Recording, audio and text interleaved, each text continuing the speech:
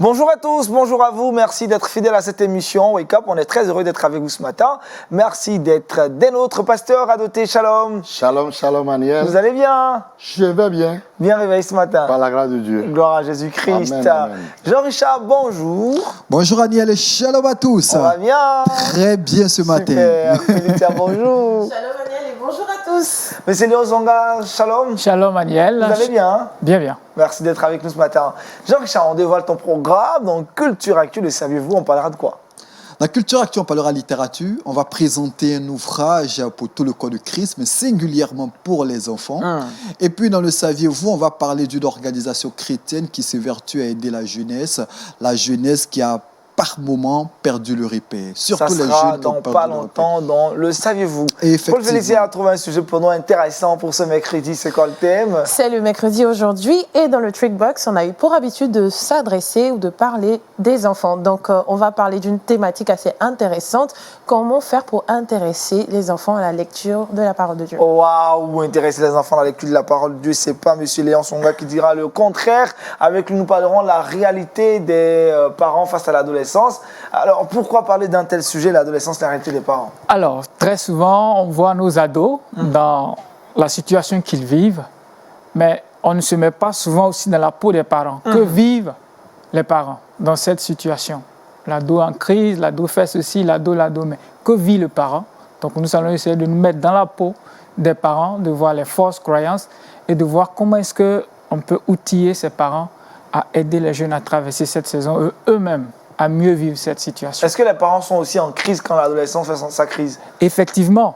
L'adolescence en crise, les parents sont en crise? Oui, la plupart des parents sont en crise. Il y a une crise. De crise, c'est ça. Comment gérer cette situation? Ça nous dépasse, on n'a pas vu venir et tout ça. Mis ensemble, les parents font une crise. Waouh, on en parlera dans le Kids Time, ça sera en deux parties, en trois parties pour être plus précis. Aujourd'hui, on parlera de la première partie et puis la suite, ça sera dans les autres émissions du mercredi. Même pour l'instant, le pasteur Émile Adoté veut nous parler de la part du Seigneur et c'est tellement intéressant de se lever le matin, d'écouter la parole du Seigneur et c'est dans Méditons ensemble.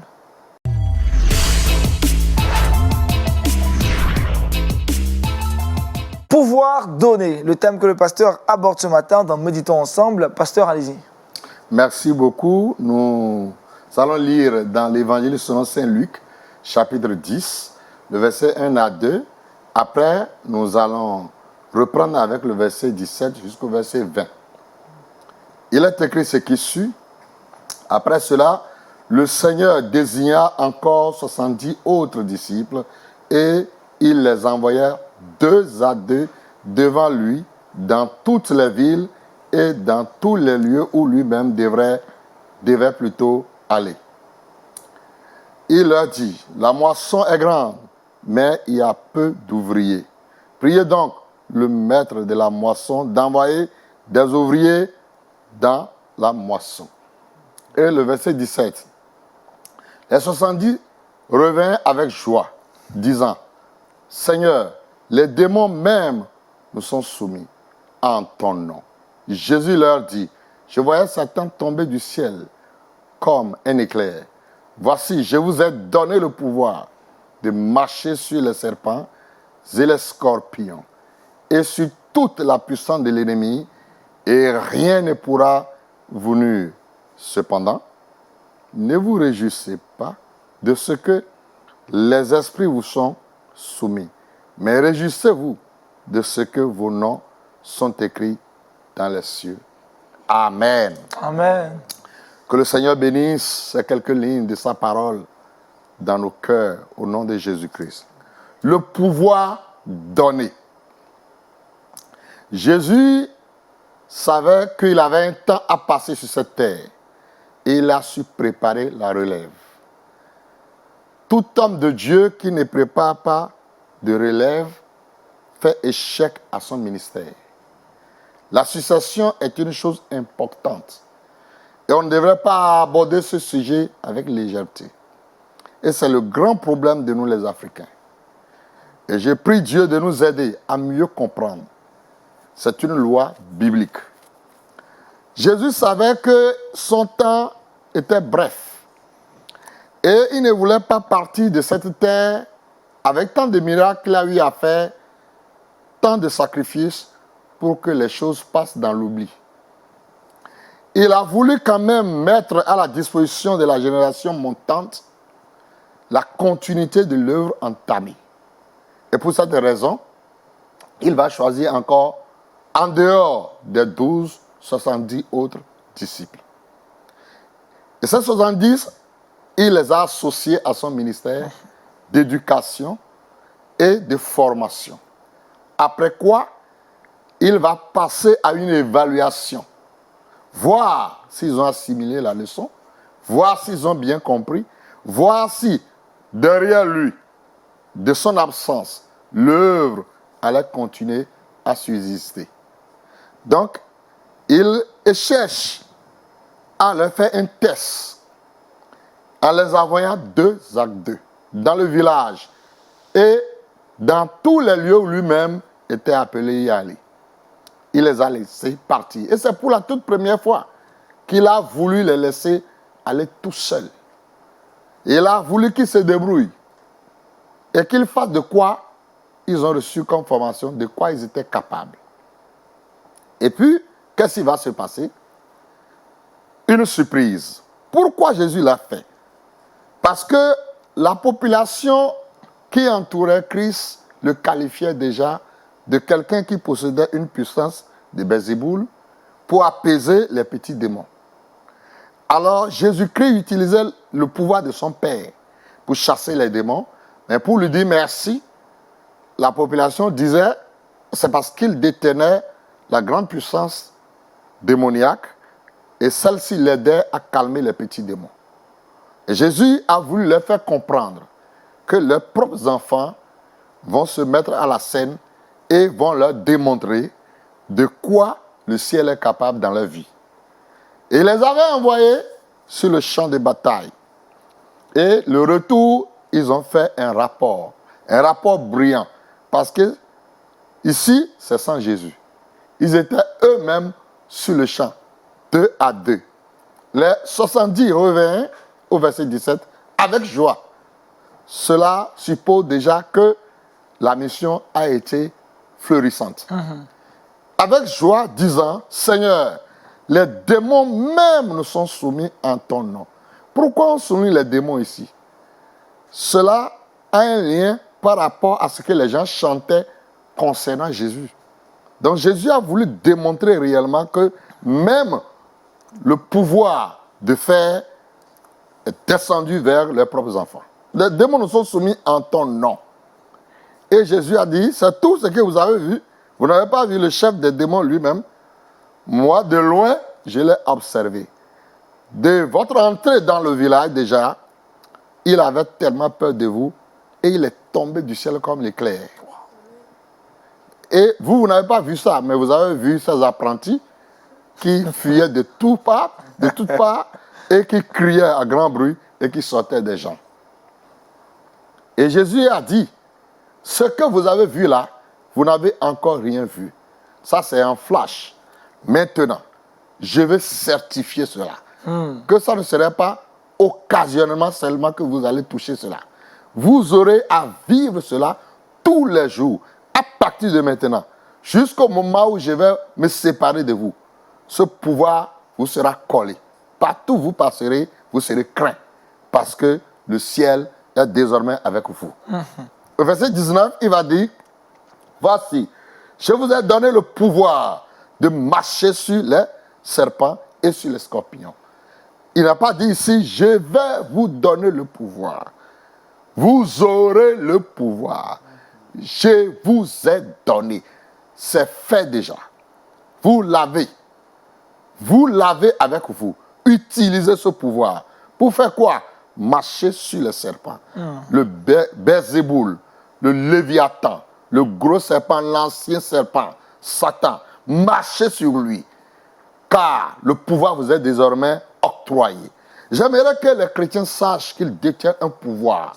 Les chrétiens détiennent un pouvoir. Et l'esprit de peur doit être éradiqué de leur vie. La crainte doit être éradiquée de leur vie. Ils sont capables. Toute personne qui se tourne vers Christ et qui l'a accepté dans son cœur comme Sauveur et Seigneur, alors aujourd'hui même, il détient le pouvoir. le pouvoir de renverser les forces occultes, les forces ténébreuses, le pouvoir d'aller contre les œuvres du diable, de marcher sur les serpents. Amen. Le serpent, c'est aussi Mamiwata, l'esprit mauvais méchant qui habite les eaux. L'esprit des eaux qui dérange les foyers, qui casse les foyers, qui divise le mari et la femme et qui crée des divorces. Nous avons le pouvoir de marcher sur ces esprits. Amen, Au nom amen. de Jésus-Christ, Amen. nous avons ce pouvoir. Et j'invite tous les chrétiens à croire que le pouvoir de marcher sur le Léviathan leur a été octroyé par Jésus-Christ il y a plus de 2000 ans sur la croix. Ils doivent s'encaparer de ce pouvoir. Une chose est de recevoir et une chose est de s'encaparer. Vous recevez, vous pouvez laisser ça en jachère et ne pas utiliser. Et c'est ce que d'ailleurs plusieurs chrétiens font aujourd'hui. C'est cela. Ils ont le pouvoir, mais ils élèvent les démons dans leur maison, dans leurs affaires, dans leurs projets, dans leurs églises. Il faut les chasser. Amen. Le pouvoir est donné pour chasser les démons. Jésus dit, voici les miracles qui accompagneront ceux qui auront cru. En mon nom, ils chasseront les démons. Quel démon dérange ton foyer? Chasse-le. Amen. Quel démon perturbe tes affaires? Chasse-le. Amen. Quel démon perturbe tes activités? Chasse-le. Amen. Il ne faut pas attendre l'arrivée du pasteur avant de le chasser. Le pasteur est un homme, il est limité, il est fatigué. Il ne pourra pas chasser tant de démons. Il y en a de trop. Alors donc, tout le monde a reçu le pouvoir. Chassez les démons. Amen, Dans les vents, amen. chassez les démons. Amen. Dans les maisons, chassez les démons. Amen. Dans les affaires, dans les services, chassez les démons. Vous avez reçu gratuitement, donné gratuitement. Le pouvoir nous a été donné. Nous n'allons pas vendre ce pouvoir. Non, non, non, contre de l'argent ou quoi que ce soit, pas question. C'est gratuitement que le Seigneur nous l'avait accordé et nous devons aussi opérer des miracles gratuitement. Et il dit, et aucune des puissances ne va vous nuire. J'aime la partie là. Aïe. Ça veut dire quoi? Tout esprit mauvais, méchant, tous les fétiches que nous connaissons, dont les noms ne sont pas cités ici, font partie d'aucune puissance. Aucune puissance. Venant de ta maison paternelle, de la maison maternelle, venant du nord, du sud, de l'est, de l'orient, de l'occident, du midi, de septentrion, aucune puissance magique ou quoi que ce soit, aucune. La sorcellerie, de la puissance des sorcelleries, de la puissance numéro 1 jusqu'à numéro 42. Comme on le dit chez nous, 42 sorcelleries. Aucune de ces 42 sorcelleries ne pourront rien faire, ne pourra rien faire Amen, à tout quel que soit. amen, Parce amen. que Christ est avec nous. Amen. Alors voici mon cadeau pour l'année 2020. Le pouvoir de chasser les démons. Jésus vous a donné ce cadeau. Je viens rappeler à tout un chacun de nous ce cadeau. Il faut s'en accaparer et aller contre les forces occultes. Renverser les pouvoirs occultes. Renverser les puissances. amen, renverser amen, la amen, mauvaise rêve. amen, amen. Renverser la maladie. Amen. Renverser la sorcellerie. Et renverser tout esprit mauvais, méchant qui se dresse contre vous. Au nom de Jésus, vous avez le pouvoir. Remporter votre victoire. Amen. Amen. Quel puissant message, quel puissant message. Jean-Richard, Paul Félicia, j'ai senti que vous avez bougé. Effectivement, un message assez parlant, assez édifié, assez réconfortant. Comme quoi, nous avons le pouvoir de le faire et par moments, nous ignorons ce pouvoir-là et nous mettons ce pouvoir-là de côté et nous interpellons d'autres personnes pour exercer ce pouvoir-là. Merci, pasteur, de nous le rappeler Mais aujourd'hui. pasteur, c'est vrai que le chrétien a ce pouvoir, mais parfois on voit des chrétiens qui sont tourmentés, fatigués, malmenés par l'ennemi. C'est quoi le problème finalement, malgré le pouvoir qu'ils ont reçu? Vous savez, le problème de salut, c'est un processus continu. Quand les gens viennent à Christ, alors est-ce qu'ils ont rencontré réellement Christ? On va venir dans la maison de Christ sans rencontrer Christ lui-même. Il était Et absent. rencontrer peut-être ses serviteurs. C'est ça. Christ là, s'il entre dans un cœur, ça, il n'y a rien à faire. C'est différent. C'est différent. Donc, l'évangélisation est une réalité aujourd'hui au sein de nos assemblées, de nos églises. Parce qu'au temps des apôtres, ce sont les sauvés seuls qui s'ajoutaient à l'église. Mais depuis Constantin le Grand, depuis l'an 313, où lui-même s'est baptisé sans être chrétien, l'empereur romain, le Constantin le Grand, il a passé par le baptême sans être chrétien. Et il a aboli la persécution en demandant aux églises d'être remplies par les fidèles. les militaires romains passaient de maison en maison pour chasser les gens à aller vers les églises. Depuis lors, l'église est devenue un lieu de mélange de tout. Donc, ce ne sont pas tous ceux qui se trouvent sur les bancs qui sont des chrétiens. Donc, il y a des gens qui sont venus là avec le mauvais esprit depuis leur maison. Ils n'ont pas encore rencontré Christ pour que les esprits s'en aillent. Donc, ils sont là et on peut les faire passer par les eaux du baptême sans être sauvés. Ils peuvent devenir diacres sans être sauvés. Wow. Et aussi, je peux vous choquer, ils peuvent devenir pasteurs sans être sauvés. Ah, c'est tragique, ça. C'est dramatique, hein, c'est l'extrême. Ah oui, c'est pourquoi un travail doit être fait au sein de l'Église. Est-ce que les gens ont réellement rencontré Christ? Ou bien c'est des réfugiés spirituels? Ah, des réfugiés spirituels, c'est tellement le j'aime bien. Pasteur, comment conserver ce pouvoir? Ce pouvoir se conserve par la foi. Et il faut toujours croire qu'on me l'a donné. Et je dois me mettre à l'œuvre. C'est quand je vais me mettre à l'œuvre que je saurai que je l'ai. Je ne peux pas dire je l'ai, je ne prie jamais pour quelqu'un. Moi-même, quand musique chante dans mes oreilles, j'écoute vers le pasteur. Quand est-ce que je saurai que j'ai le pouvoir? Alors, si mon enfant a le corps chaud, je lui impose les mains tout de suite. Et j'ordonne à la température de baisser. Si mon enfant a les maux de tête, je lui impose les mains tout de suite. Et je commande à la maladie de partir. Si mon mari est malade, j'impose les mains dans son ventre. Je commande aux maux de ventre de s'arrêter. Et lorsque les témoins vont commencer par tomber, alors je saurai que le pouvoir est là. Et il faut que j'avance dedans. Il faut se mettre à l'œuvre. Le pouvoir est là. Qu'est-ce qui peut faire perdre le pouvoir, ce pouvoir à un chrétien? Bon, c'est le péché, l'incrédulité. Voilà. Quand on tombe dans le péché ici et là, Satan, quand vous voulez le chasser, il vous rappelle, dit, mais toi aussi, tu peux me faire ça. Nous sommes des amis. Donc, les 7 fils des enfants de Séba, Il dit, arrête, les 7 fils, et il dit, ils viennent, ils ne connaissent pas Jésus. Et là, ils ont vu le démoniaque. Ils ont commencé par prier pour le démoniaque. Au nom de Jésus, dont Paul parle, nous te demandons de partir. Pars. Ils sont en train de s'adresser au démoniaque sans conviction. Bon, au nom de Jésus, dont l'apôtre Paul parle, il faut partir. Et le démoniaque les a posé la question. Il a dit, mais je connais Jésus et je connais Paul dont vous me parlez. Et vous là, qui êtes-vous? Nous sommes des amis. Qui êtes-vous là? Vous allez aussi me donner des ordres? Comment? Attendez, je vais vous montrer maintenant. Alors, il sauta sur eux et il a déchiré les vêtements. Il les a tapés correctement. Il est obligé de s'enfuir. Parce que les amis de Satan ne peuvent pas chasser Satan. Tous des amis. Merci, pasteur, pour cette belle prédication, on dirait exhortation donnée avec beaucoup de joie et de bonne humeur. Vous allez prier pour nous, prier ce matin, que Dieu nous aide chacun et aussi nos téléspectateurs à pouvoir garder ce pouvoir, et ceux qui jusque-là n'ont pas encore activé, n'ont pas encore expérimenté, que Dieu leur donne cette foi-là pour qu'ils l'expérimentent au cours de cette journée. Seigneur, tu nous as fait du bien et tu nous as donné l'autorité et pouvoir contre les mauvais esprits. Ce sont des armes très importantes pour nous, pour mener à bon port notre ministère. Seigneur, tu nous as appelés dans ce champ. Et dans ce champ se trouvent tellement de mauvaises choses, les animaux sauvages. Et tu nous donnes des instruments pour aller contre ces choses-là. Seigneur, je prie que chaque chrétien ait les yeux ouverts pour la gloire de ton nom.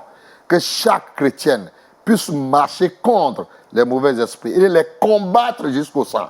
Parce que tu nous as donné gratuitement, nous devons attaquer et faire ton œuvre pendant qu'il fait jour. Ceux qui ont peur, ceux qui n'ont pas la capacité, ceux qui ne croient pas. Seigneur, ranime ton feu en eux maintenant. Ranime le pouvoir de faire en eux et qu'ils reprennent la chose au sérieux. Seigneur, bénis-les et que tous ceux qui ont entendu ta parole soient renouvelés dans la capacité de chasser les démons pour la seule gloire de ton nom. Au nom puissant de Jésus, nous avons ainsi prié. Amen. Amen, amen, amen, amen. Le pouvoir donné, c'est bien le sujet qu'on a abordé aujourd'hui, le thème de l'exhortation. Nous avons tous ce pouvoir, croyons en ce pouvoir et agissons ainsi. Avec Jean-Richard, maintenant, parlons de l'actualité culturelle chrétienne. C'est maintenant.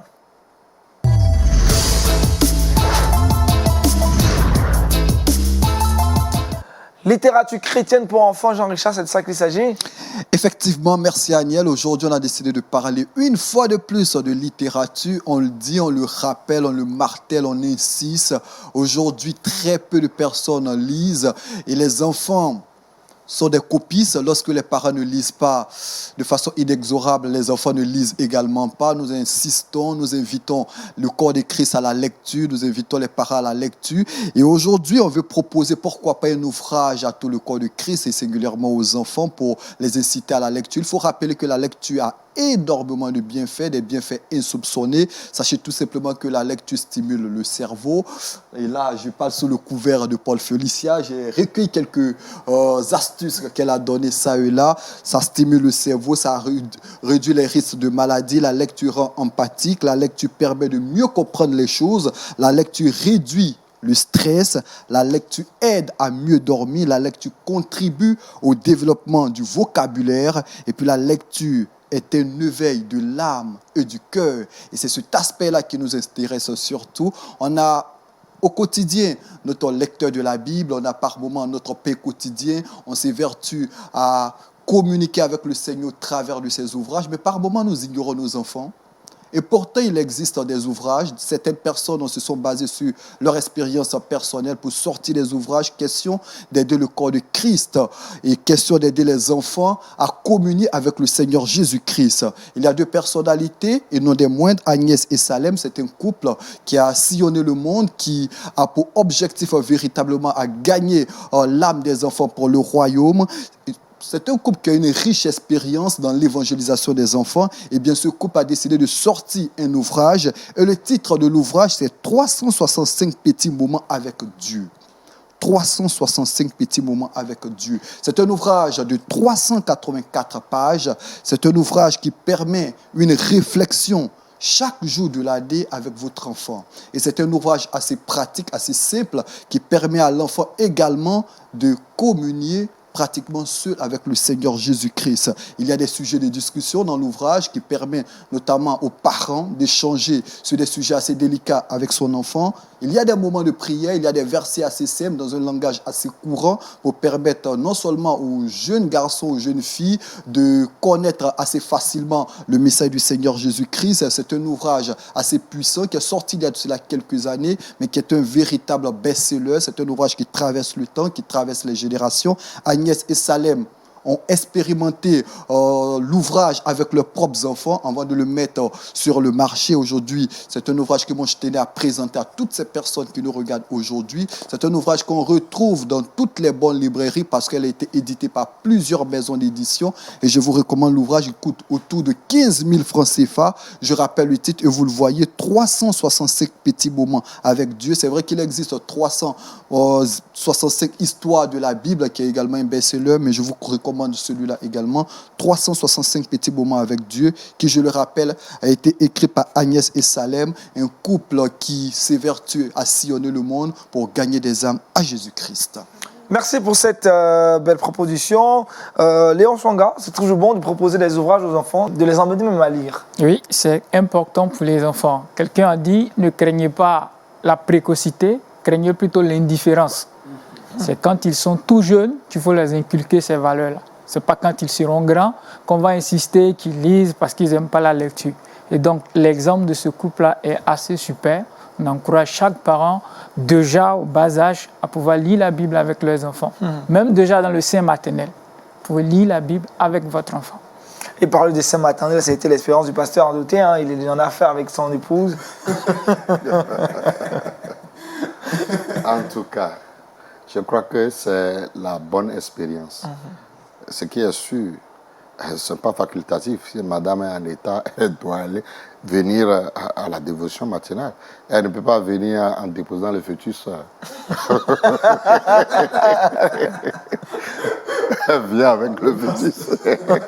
Donc l'enfant, il est contraint d'écouter. Et ça lui fait du bien. En plus. Oui, puis la masse se déplace avec. Et donc, depuis le bas âge, on dira depuis le sein maternel, il est bercé par la parole de Dieu. Bien sûr. Merci Jean-Richard. Autre chose à rajouter sur cet ouvrage C'est juste rappeler le titre de l'ouvrage, 365 petits moments avec Dieu. C'est une réflexion pour chaque jour de l'année. C'est un ouvrage qui est sorti il y a cela quelques années, qui permet, à travers des illustrations, à travers des versets bibliques assez simples, à travers des sujets de discussion, de permettre à toute la famille, et non seulement aux enfants, de communier avec le Seigneur Jésus-Christ et avec les parents. Merci Jean-Richard. Êtes-vous déjà posé la question sur la réalité des parents face à l'adolescence de leur enfant? On en parle aujourd'hui dans le Kids Time avec notre invité Léon Swanga et c'est juste après ceci, maintenant.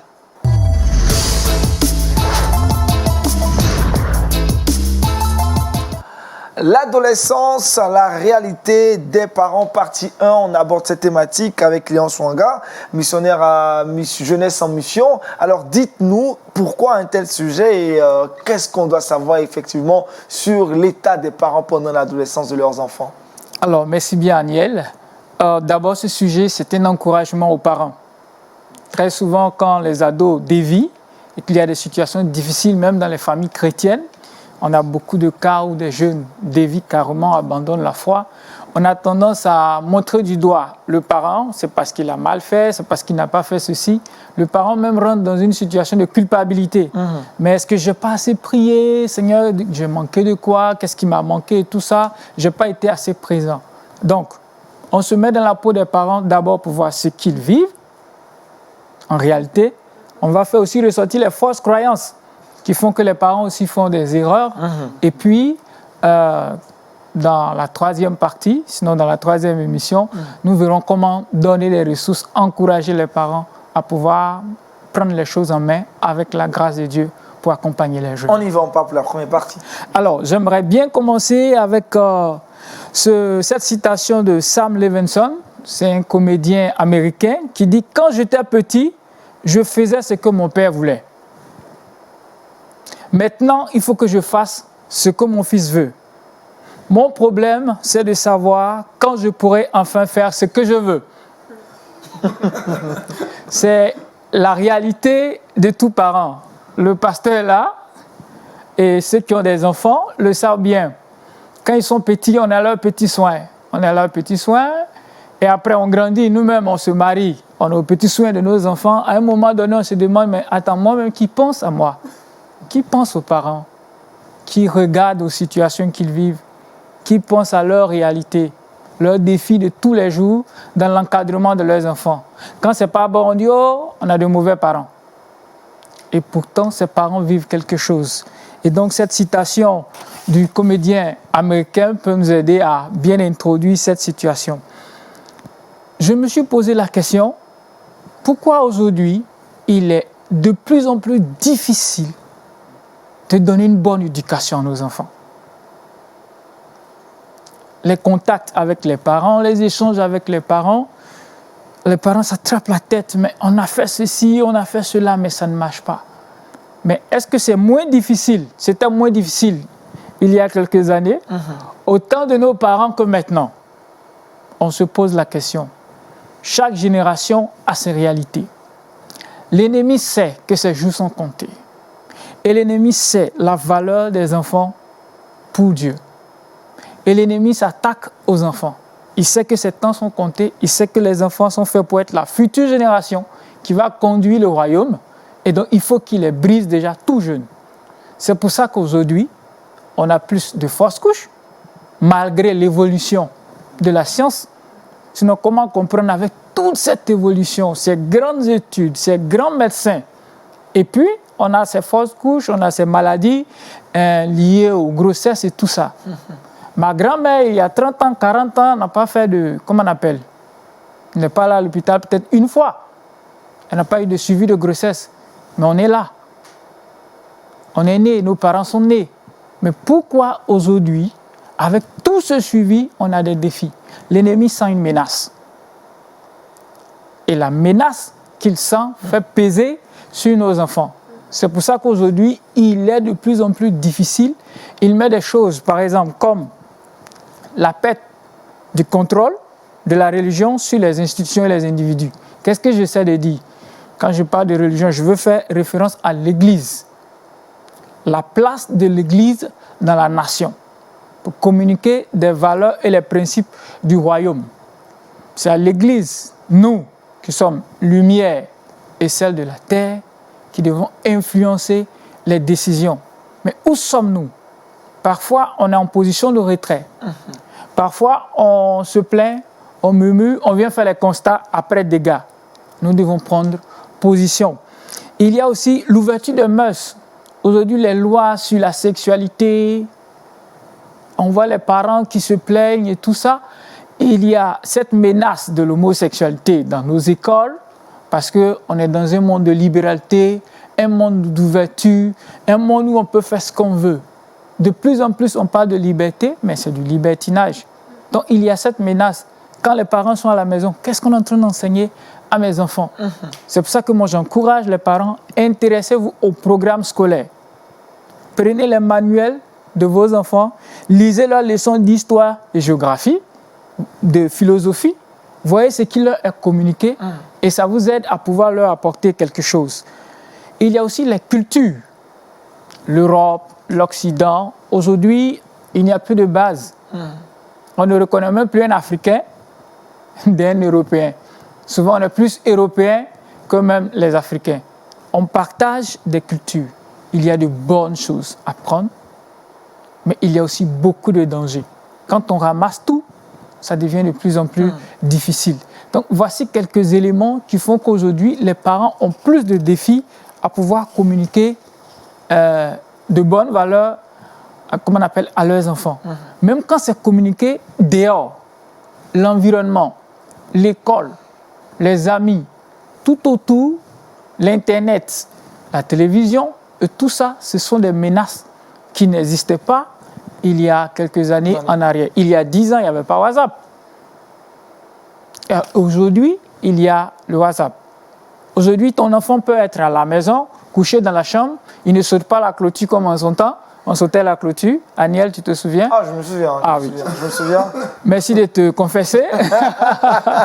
Je me souviens. Voilà. Il est à la maison, pasteur. Couché. Ah, ma fille est dans sa chambre, elle dort. Mais elle est carrément dehors avec WhatsApp. Toute sa vie est dehors. Sinon, le dehors, le visite. Voilà, c'est ça. Sinon, le dehors est dans la chambre. Dans la chambre. Donc, aujourd'hui, quand on communique, on pose des bases, les parents font des efforts, mais le défi est encore plus grand. C'est pour cela, c'est pour toutes ces raisons qu'il est de plus en plus difficile de voir une bonne éducation. Pas parce que ce n'est pas donné, c'est donné, mais le défi il est encore plus grand. Très grand. Voilà. Alors, il y a des fausses croyances lorsque nous avons des enfants et des ados. Et très souvent, cela influence nos parents. D'abord, les parents ont tendance à dire qu'il y a des spécialistes dans le domaine de l'éducation. Donc, il faut leur confier nos enfants. Donc, des gens qui ont étudié l'éducation, des psychologues et tout ça, les parents ont donné leur place d'éducateur à ces personnes. L'école, par exemple. Mais le professeur de maths, il enseigne les mathématiques. Il n'est pas forcément un bon éducateur. Le professeur de français, il enseigne le français. Il n'est pas forcément un bon éducateur. L'éducation, c'est à la maison, dans la cellule familiale.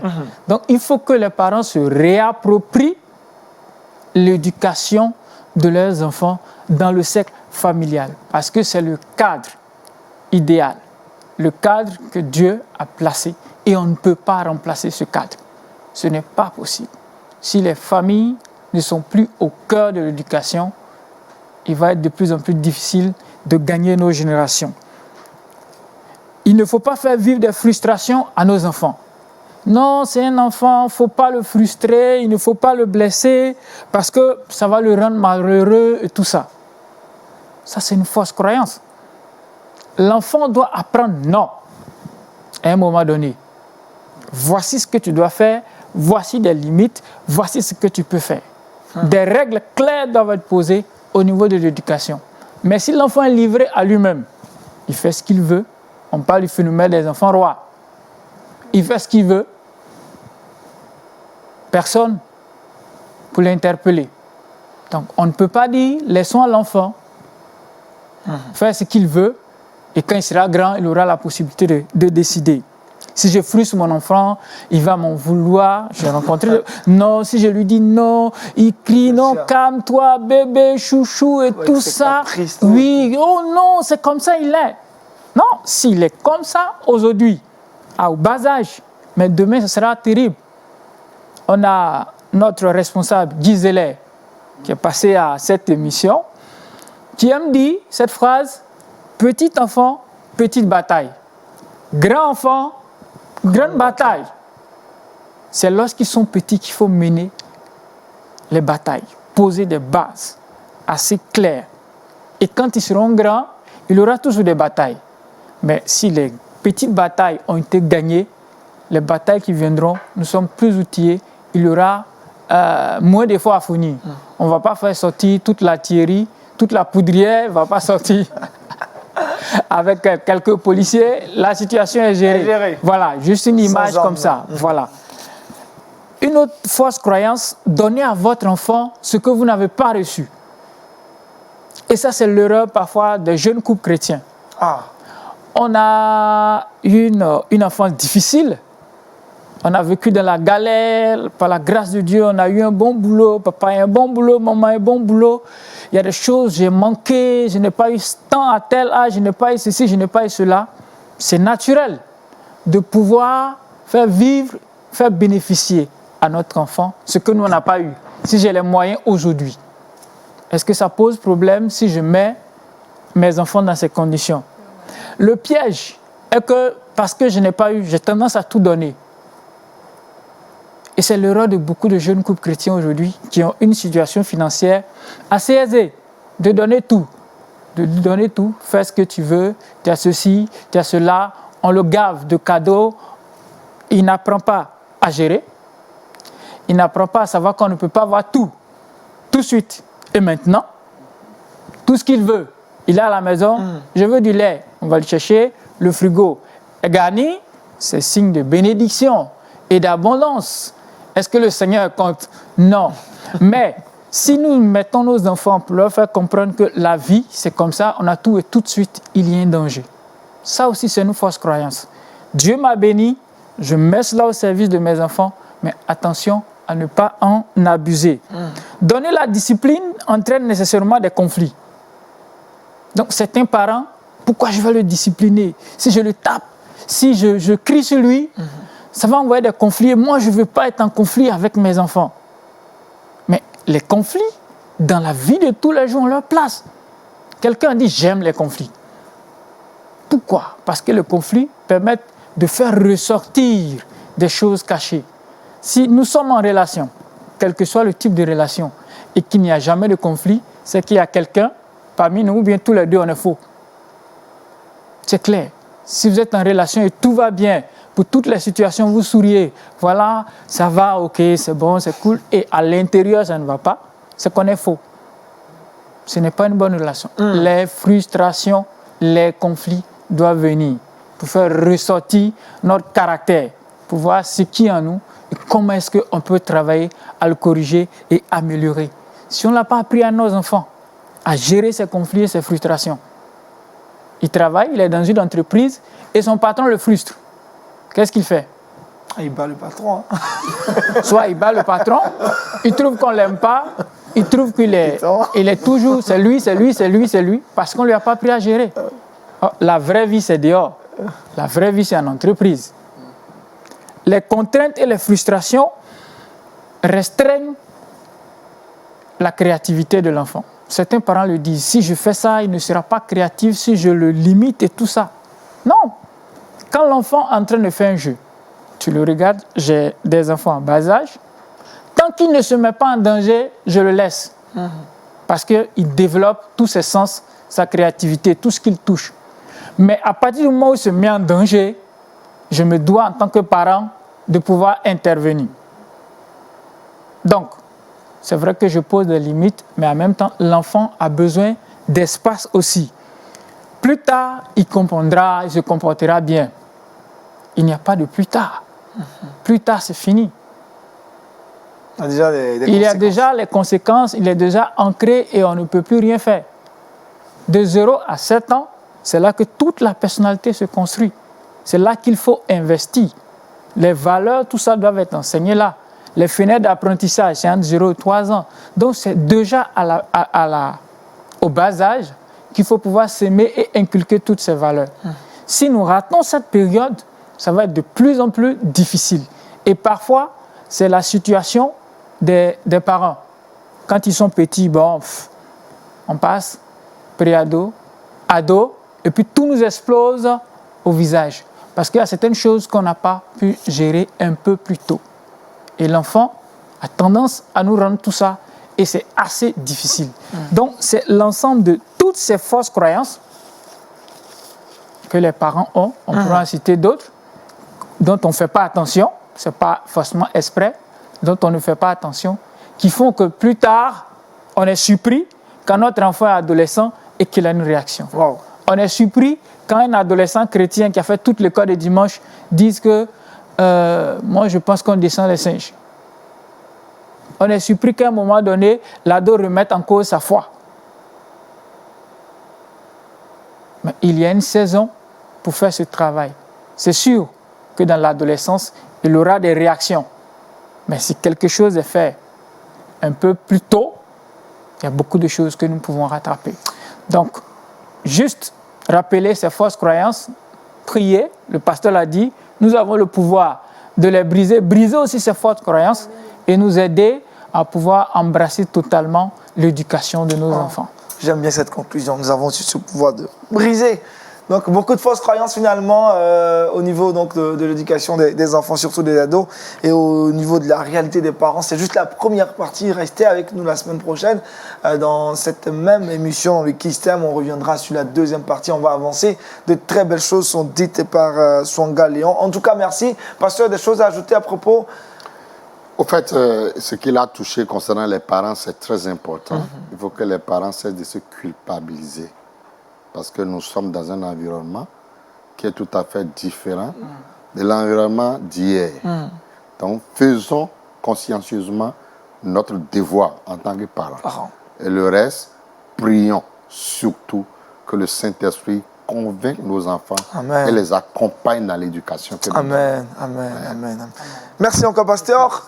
On va progresser dans cette émission. Félicia nous parlera d'enfants et de lecture de la Bible. C'est dans le Trick Box.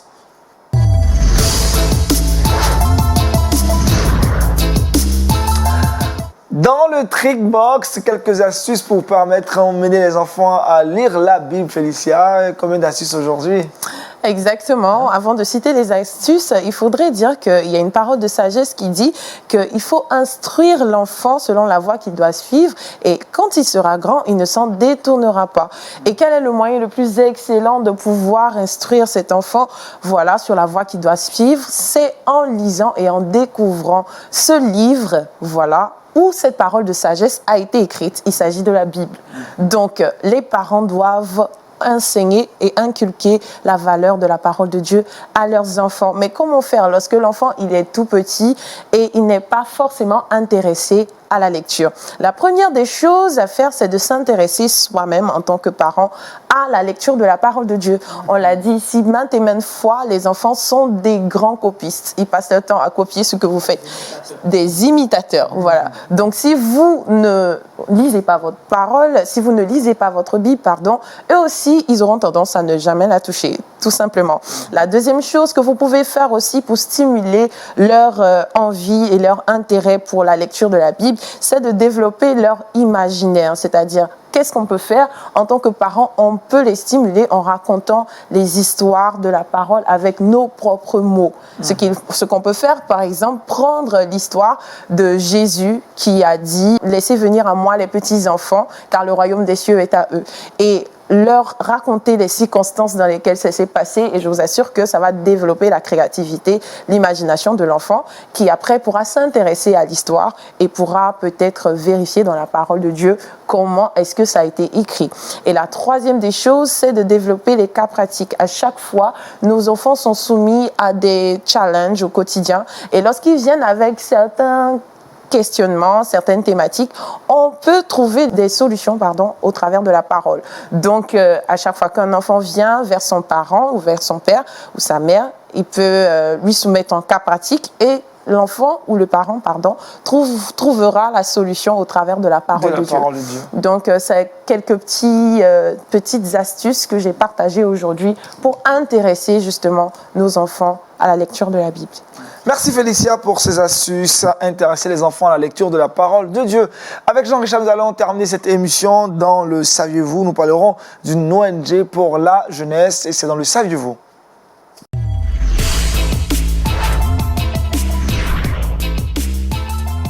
ONG pour la jeunesse, Jean-Richard.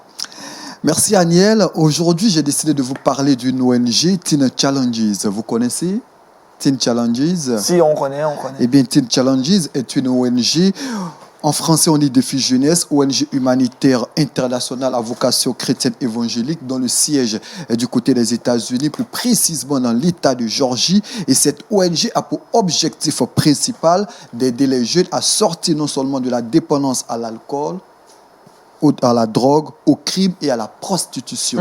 Saviez-vous, Aniel, que 3 millions de personnes meurent d'addiction liée à la drogue et à l'alcool? Par année? 3 millions de personnes chaque année, soit 9 000 personnes chaque jour, 398 personnes par heure et 7 personnes par jour. C'est pas 7 possible. personnes par minute, autant pour moi. 7 personnes par minute meurent d'addiction liée à la drogue ou à l'alcool. C'est un problème assez important. Regardons de cette situation. En 1960, le président des Églises Assemblées de Dieu du côté des États-Unis, à New York précisément, a fondé ce qu'on appelle Teen Challenges. En 1960, donc, il décide d'ouvrir un petit bureau dans l'État de New York. Il recueillait des personnes qui avaient des difficultés à se défaire non seulement de la drogue ou encore de l'alcool. En 1995, cette ONG va connaître une expansion internationale. Aujourd'hui, on la retrouve dans plus de 110 pays à travers le monde avec près de 1000 centres d'hébergement. C'est l'une des ONG qui aide énormément la jeunesse en souffrance, qui dépend véritablement des fléaux que sont la drogue et l'alcool.